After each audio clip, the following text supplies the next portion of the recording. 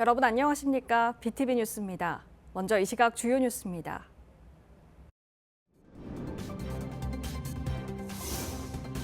전세 사기 피해자들이 부산과 수원에서 동시 기자회견을 갖고 정부가 다세대 공동담보 유형의 피해자에 대한 지원 방안을 마련해 줄 것을 촉구했습니다.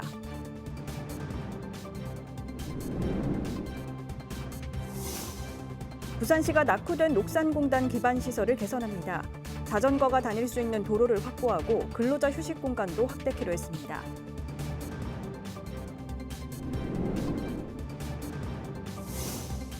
반려견 놀이터 같은 반려견과 함께할 수 있는 공간에 시설 설치 규정이 없어 반려인과 반려견이 불편을 겪고 있습니다.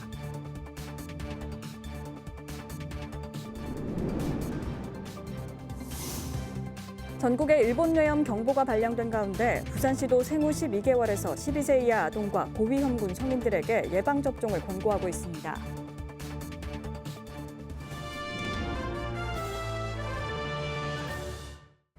정부가 전세 사기 피해자들을 지원하기 위한 특별법 개정안을 마련 중인 가운데 전세 사기 피해자들이 다시 기자회견을 열었습니다. 이들은 다가구, 다세대 공동담보 피해 지원은 현재 논의 중인 대책안에 빠져 있다며 사각지대 없는 지원책 마련을 촉구했습니다. 김석진 기자의 보도입니다.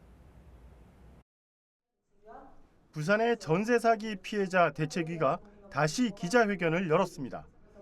이들은 정부와 국회가 논의 중인 피해 대책안에 사각지대가 있다고 주장했습니다. 신탁 사기나 다가구, 다세대 공동담보 피해에 대한 지원이 빠졌다는 겁니다. 특히 다세대 공동담보는 등기 물건을 한데 묶어 대출을 받을 경우 많은 자금을 모을 수 있어 전세 사기로 활용돼 왔습니다. 때문에 이를 몰랐던 세입자의 피해가 크고 경매시 건물의 모든 세대가 낙찰되어야 종료돼 피해 회복도 늦을 수밖에 없습니다. 전세대 낙찰까지는 필연적으로 시간이 매우 오래 걸리기 때문에 피해자들의 빠른 일상 복귀가 어렵습니다. 뿐만 아니라 경매가 종료되지 않았기 때문에 특별법의 채무 특례 조정은 신청할 수가 없습니다. 대책위는 정부가 다세대 공동담보 물건을 일괄 매입하고 경매 차입금에 대해 추가 안분 배당을 해줄 것을 요청했습니다. 또 한국토지주택공사인 LH가 건물 매입 신청과 동시에 경매를 중단토록 하고 경공매가 끝나지 않더라도 20년 분할 상환이 가능하도록 하는 지원안을 담을 것도 촉구했습니다. 대책위가 추정하는 다세대 공동담보 사기 피해 건수는 2천여 건. 정부가 인정한 전세 사기 피해 16,000여 건의 12%가 넘습니다. 피해자들은 전국에 분포하고 있는데 특히 부산과 수원에 밀집해 있다고 밝혔습니다. 하변 이날 기자회견은 부산과 수원에서 동시에 진행됐습니다. BTV 뉴스 김석진입니다.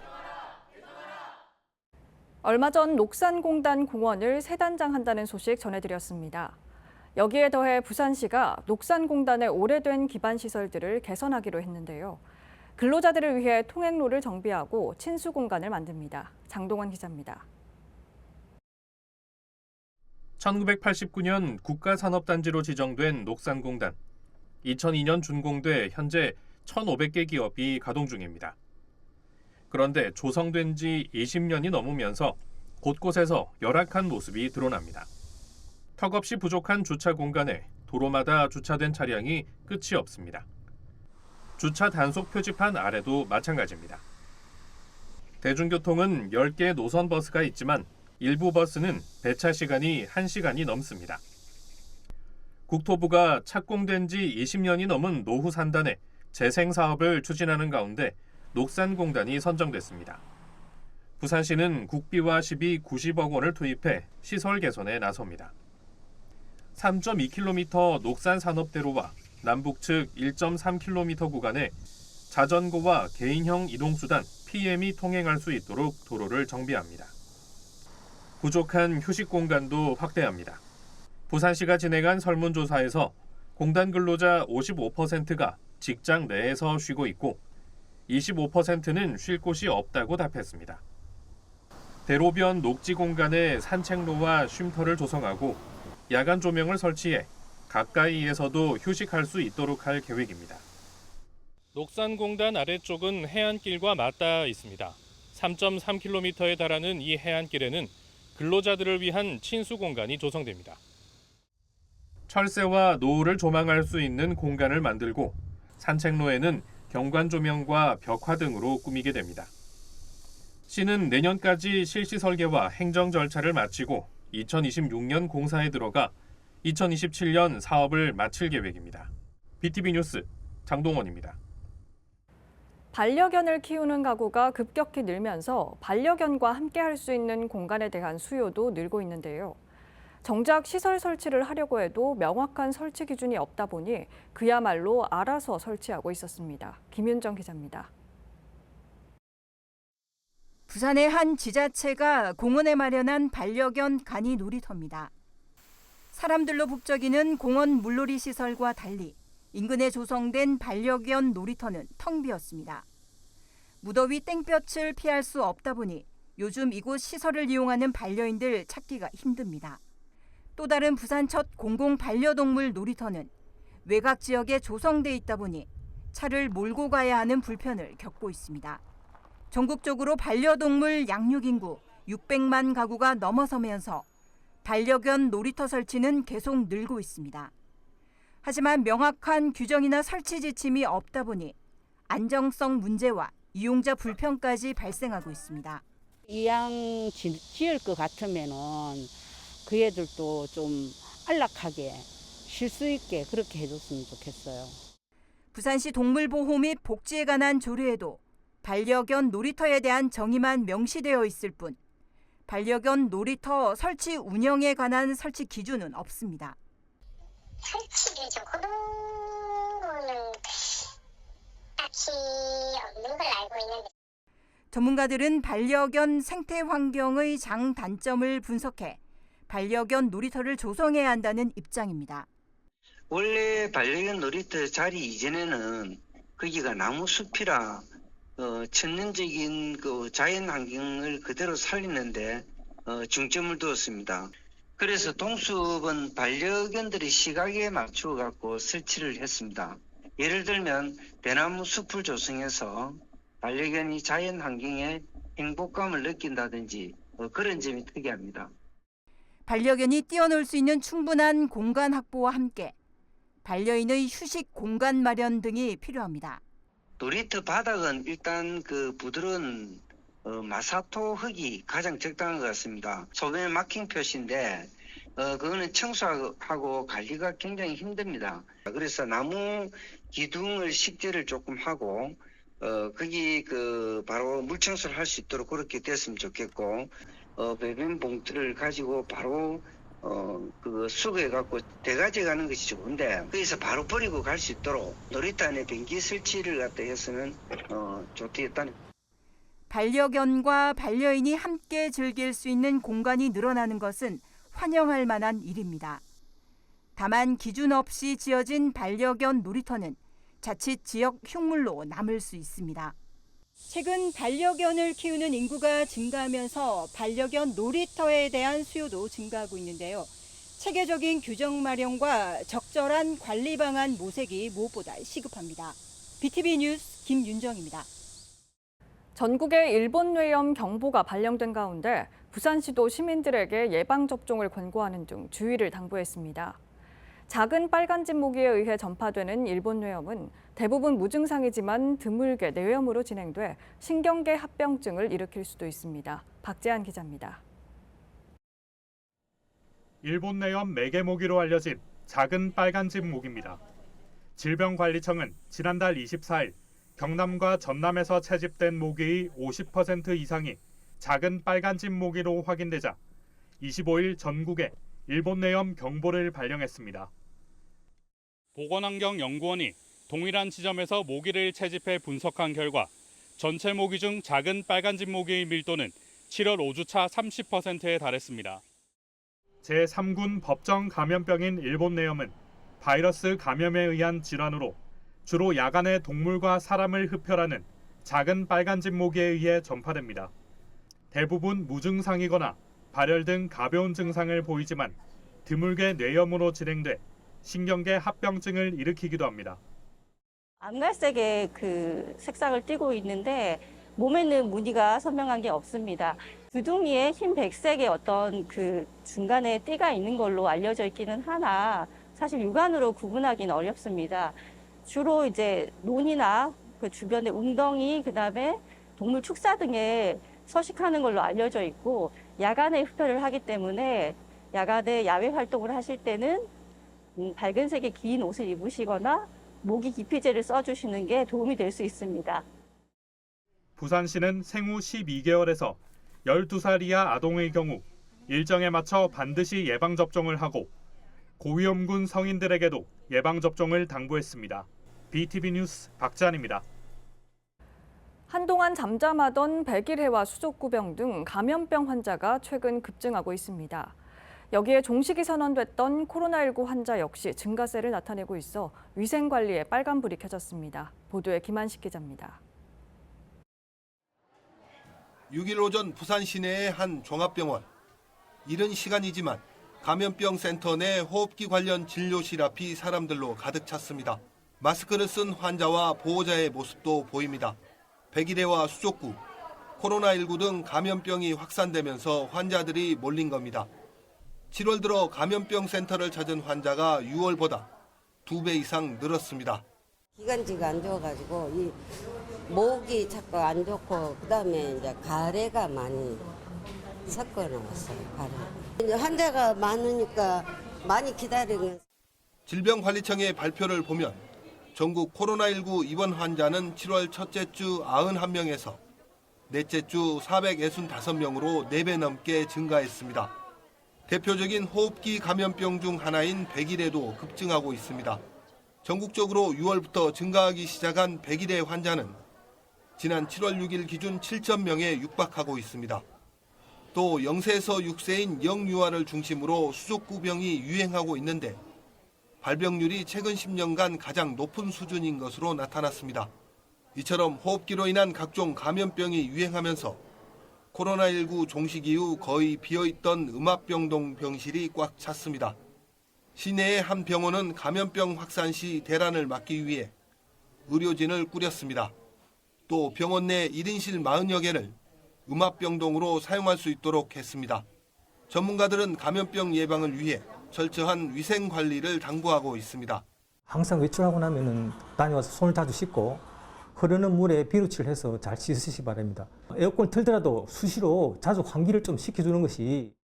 정부는 코로나19 신규 백신을 도입해 10월 중 65세 이상 고령층을 대상으로 접종을 시작한다는 계획입니다.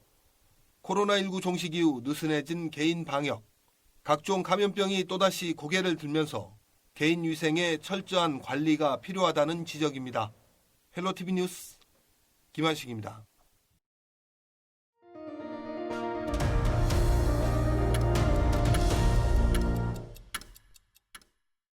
서구선거관리위원회는 지난 6일 제22대 국회의원 선거 예비후보자의 선거사무장과 자원봉사자 등 4명을 정치자금법 위반 혐의로 검찰에 고발했습니다.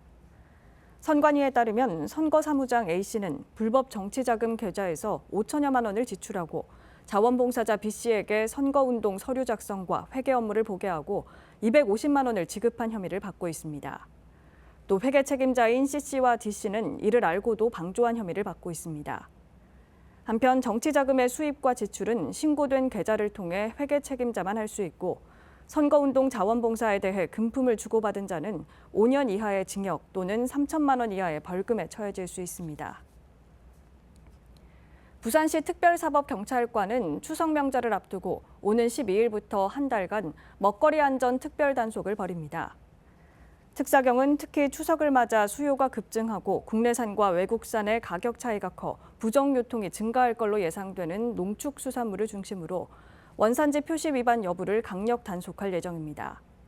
위법 행위가 적발된 업체에 대해서는 관련 규정에 따라 압류 조치나 형사 입건 등이 이루어집니다. 옛 기상청 부지의 활용을 두고 동래구와 동래구 의회 간 의견차를 보여왔습니다.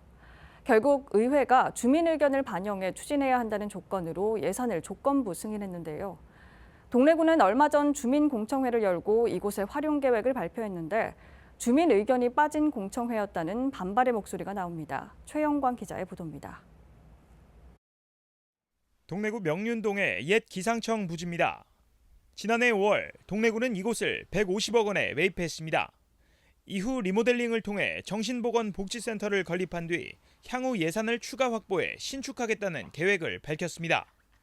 하지만 같은 해 10월 동래구 의회는 동래구가 올린 설계비 예산을 전액 삭감했습니다. 리모델링을 거쳐 신축을 하게 되면 예산이 이중으로 집행된다는 겁니다. 신축과 리모델링을 둘러싼 수개월의 논의 끝에 결국 의회는 예산을 조건부 승인했습니다. 주민 의견을 반영한 편의시설 조성과 평생학습으로서의 생활체육 공간 조성을 내걸었습니다. 최근에 이제 통과된 그 예산이 올라왔을 땐 의회에서 조건부를 내건 내용이 주민 의견 수렴을 조건부로 걸었거든요. 하지만 지난달 12일 동래구가 개최한 주민공청회에서 해당 부지 조성 계획에 이러한 조건이 반영되지 않았다는 목소리가 나오고 있습니다.